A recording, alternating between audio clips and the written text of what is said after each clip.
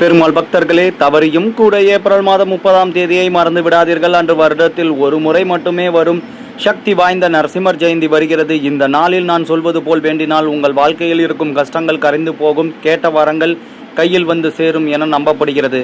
உங்கள் வீட்டில் பணத்தட்டுப்பாடு இருக்கிறதா? தடைகள் தொடர்ந்து வருகிறதா? மன அமைதி இல்லையா? கண் திருஷ்டி தொந்தரவு இருக்கிறதா? இந்த நாளை மட்டும் தவற விடாதீர்கள். ஏனெனில் இந்த நாளில்தான் பக்தர்களை காப்பாற்ற வந்த லட்சுமி நரசிம்மர் அருள் தரும் நாள். வீடியோவை முழுமையாக பாருங்கள். நான் சொல்ல போகும் விஷயம் மிகவும் முக்கியமானது.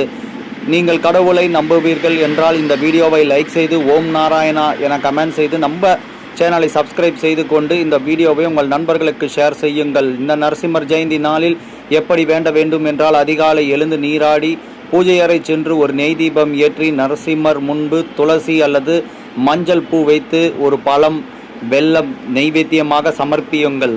பிறகு கண்களை மூடி முழு மனதுடன் நரசிம்ம ஸ்தோத்திரத்தை 108 முறை சொல்லுங்கள். அதன் பின் உங்கள் வேண்டுதலை மனதில் நினைத்து கொண்டு உங்களுக்கு தேவையான வேலை வாய்ப்பு, குழந்தை பாக்கியம், திருமணம், கடன் தீர்வு என எதுவாக இருந்தாலும் மனமுருகி வேண்டுங்கள். நரசிம்மர் அருளால் உங்கள் வீட்டில் இருந்த கெட்ட சக்திகள் விலகும், பணவரவு அதிகரிக்கும், வீட்டில் மகிழ்ச்சி நிலைக்கும், தடைகள் பட்ட காரியங்கள் ஆரம்பிக்கும் என பக்தர்கள் நம்புகின்ற நாள்.